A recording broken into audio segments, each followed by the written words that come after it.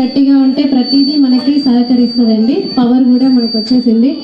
So ఏంటంటే మనం తినే అన్నము గోధుమల్లో అంటే మనకి పీచు పదార్థం అనేది చాలా అవసరం. జ్యోత్స్న మేడం గారు, చంద్రదత్ సార్ వాళ్ళు హెల్త్ ఎంత ఇంపార్టెన్స్ ఇస్తారో మనకి మేడం చూస్తే అర్థమవుతుంది. ఎంత హెల్తీగా ఉంటారు మేడం. అసలు ఏ జడ్జిమెంట్కైనా ఏ ప్రోగ్రామ్కైనా చాలా యాక్టివ్గా వెళ్తుంటారు. అంటే ఏంటంటే మన ఆరోగ్యం పట్ల మనకు ఒక స్పృహ అనేది ఉండాలి. సో రైస్ అండ్ వీట్లో పీచు పదార్థం అనేది 0.2 అండ్ 1.2. ఈ పీచు పదార్థం ఎందుకు మనకు అవసరము అంటే మామూలుగా ఇంట్లో మనకి చెత్త పడితే చీపురుతో ఊడుస్తాం.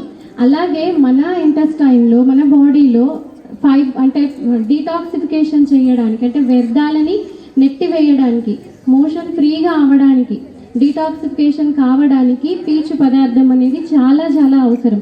మనకి ఏదైనా ప్రాబ్లం వచ్చి హాస్పిటల్ పోతే కూడా డాక్టర్ గారు అదే చెప్తారు, మీరు పీచు పదార్థం ఉన్న ఆకుకూరలు కూరగాయలు అండ్ ఫ్రూట్స్ బాగా తీసుకోండి అని చెప్తుంటారు. ఎందుకు? పీచు పదార్థం అందులో ఎక్కువ ఉండడం వల్ల. సో మనకి కంపారిటివ్లీ ఇప్పుడు మనం రోజు తినే అన్నము గోధుమల్లో పీచు పదార్థం 0.2 అండ్ 1.2 ఉంటే ఇప్పుడు నేను చెప్పిన చిరుధాన్యాలు సిరిధాన్యాలు కొర్రలు అండుకొర్రలు ఊదలిగి చెప్పాను కదా, వీటిలో 8 నుంచి 12% ఉంటాయండి. 100 గ్రాములకు 8 నుంచి 12 గ్రాముల పీచు పదార్థం ఉంటుంది. సో మనం ఇన్ని రోజులు మనకి తెలీదు. నేను 6 నెలల క్రితం వరకు నాకు తెలీదు. బట్ ఒక్కసారి తెలియగానే కంప్లీట్ నేను షిఫ్ట్ అయిపోయానండి. 6 నెలలుగా నేను రైస్ అవాయిడ్ చేశాను. అసలు రైస్ తినట్లేదు. ఎప్పుడైనా బయటకి వెళ్తే తప్పదు, ఎలక్షన్ డ్యూటీ లాంటి చోట వెళ్తే ఫంక్షన్కి వెళ్తే తప్పదు కాబట్టి ఒక కొంచెం తిని వచ్చేస్తున్నాను. ఈవెన్ ఇంకా ఫంక్షన్స్ ఉంటే ఇంట్లోనే తిని వెళ్ళడం అలవాటు చేసుకున్నాను నేను. సో మనకు తెలిసిన తర్వాత మనం నిర్లక్ష్యం చేస్తే మన ఆరోగ్యాన్ని మనం నిర్లక్ష్యం చేసినట్టే. దయచేసి మహిళలు తలుచుకుంటే ఏదైనా సాధ్యమండి. మనంత శక్తి స్వరూపులు ఇంకెవరు లేరు. తలుచుకుంటే ఏదైనా చేసేయగలుగుతాం. ఇంట్లో ఎన్ని మార్పులైనా చేసేయగలుగుతాం. సో మరి ఎలా వాడాలి, ఎలా తినాలి, ఎలా తింటే ఎన్నో డౌట్స్. మనం ఒక కొత్త డైట్లోకి వెళ్ళినప్పుడు ఇది డైట్ కాదండి, ఇది జీవన విధానం.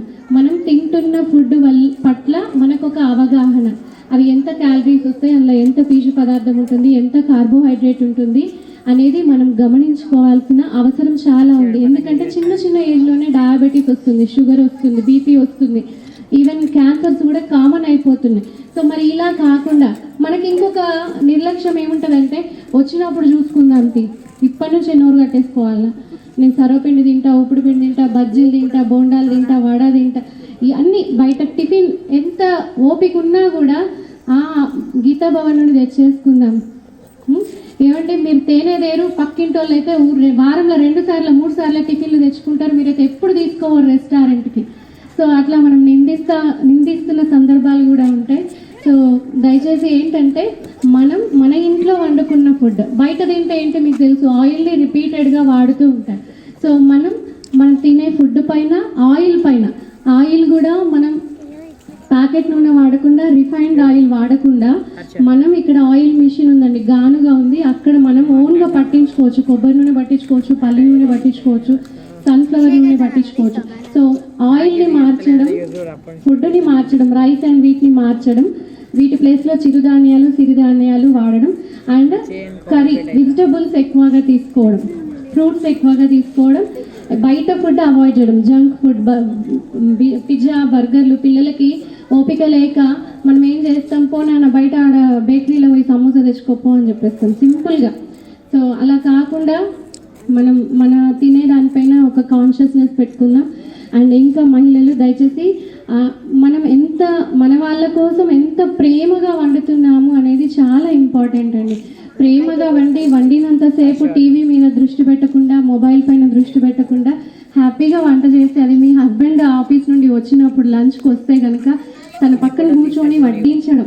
పిల్లలు స్కూల్ నుండి రాగానే వాళ్ళకి మనం ఏం చేస్తాం, టకటక వాడు ఒక హాఫ్ అన్ అవర్లో మళ్ళీ పుస్తకాల బ్యాగ్ ఆడ వారేసి ఫ్రెష్ అయిపోయి ఇంకా ఏదో కుర్కురేనో ఇంకేదో స్నాక్స్ సమోసానో ఏదో తినేసి మళ్ళీ ఇమీడియట్గా ట్యూషన్ పోతాడు.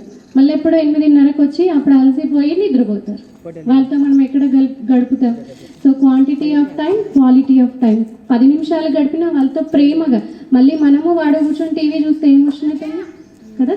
సో ఎంత కాన్షియస్నెస్, ఒక అమ్మగా మన రోల్ చాలా పెద్దది. మనం ఎంత బాధ్యతాయుతంగా ఉంటే అంత బాధ్యతాయుతంగా మన పిల్లలు పెరుగుతారు.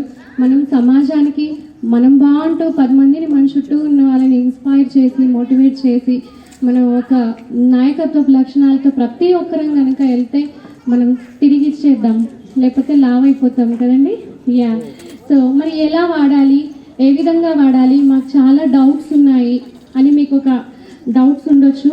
సో దానికోసమే నేను ఒక ప్రయత్నం చేస్తున్నానండి. ఆహార నియమాలు ఎలా ఉండాలి అంటే, నేను ఒక మోటివేషనల్ స్పీకర్గా, సైకాలజిస్ట్గా ఇన్ని సంవత్సరాలుగా 7 సంవత్సరాల నుంచి నేను ఓన్లీ సైకలాజికల్ మోటివేషన్ అంటే మానసికంగా ఎదగడం పైనే దృష్టి పెట్టాను. బట్ ఒక 6 నెలలుగా శారీరకంగా ఎదగడం అంటే, మనం ఆరోగ్యమే మహాభాగ్యం అంటాం. ఆరోగ్యంగా ఉంటేనే మనం పెట్టుకున్న లక్ష్యాలన్నీ సాధించగలుగుతాం. సో మనం ఆరోగ్యంగా ఉండాలి అంటే నాకు సైకలాజికల్ మోటివేషన్ కన్నా ఫిజికల్ మోటివేషన్ చాలా ఇంపార్టెంట్ అనిపించి నేను ఒక ప్రయత్నం చేస్తున్నానండి. డాక్టర్ కవిత అజయ్ అని నా యూట్యూబ్ ఛానల్ ఉంటుంది. అందులో నేను ఎవ్రీథింగ్ అంటే ఎలా తినాలి, ఏంటి ఇడ్లీ, దోశ, మనం చేసుకునే ప్రతి టిఫిన్ కూడా నేను చెప్పిన కూరలు, అండుకూరలు, ఊదలు, చిరుధాన్యాలతో చేసుకోవచ్చు, వండుకోవచ్చు, పిల్లలకి పెట్టవచ్చు. చాలా టేస్టీగా కూడా ఉంటాయండి. మన ఆరోగ్యానికి మంచిది, రుచికరమైనది. అట్లాంటప్పుడు వాడడానికి ఇబ్బంది ఏంటి కదా. సో టేస్ట్ బాగాలేదు అంటే వాడడానికి ఇబ్బంది, బట్ టేస్టీగా ఉన్నాయి, మనకి హెల్త్కి మంచి అన్నప్పుడు మనం వాడుదాం. మీ ఆరోగ్యాన్ని, మీ పిల్లల ఆరోగ్యాన్ని, మీ హస్బెండ్ ఆరోగ్యాన్ని కూడా మీ చేతుల్లో ఉందన్న విషయాన్ని గ్రహించండి. సో ఆ డౌట్స్ క్లారిఫికేషన్ కోసం మీరు నా యూట్యూబ్ ఛానల్ చూడొచ్చు, డాక్టర్ కవిత అజయ్ యూట్యూబ్ ఛానల్. మీరు సబ్స్క్రైబ్ చేసుకోండి, so that you will get the notification. నేను ఏ విషయం చెప్పినా అంటే ఆరోగ్యం ఎందుకు అవసరం, ఫర్ ఎగ్జాంపుల్ ఆరోగ్యం అనేది ఎందుకు అవసరం, ఎందుకు క్షమించే గుణం అలవర్చుకోవాలి మనం, సో ఏ విధంగా కుటుంబ సభ్యులతో హెల్తీ ఫ్యామిలీ రిలేషన్షిప్స్ మెయింటైన్ చేయాలి, ఇలా చిన్న అంశాలన్నిటిపైన నేను మాట్లాడుతున్నానండి. సో నా ప్రయత్నం ఎంతో మందికి ఉపయోగపడితే అంత హ్యాపీ నాకు.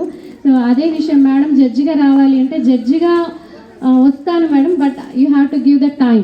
ఎందుకంటే నేను ఈ విషయం మీ వాళ్ళందరికీ చెప్పాలి. ఇందులో ఒక్కరు చేంజ్ అయినా I will be very happy అండి. నా పర్పస్ నాకు ఆ ఒక్కరు ఇంకో ఒకరికి చెప్తారు.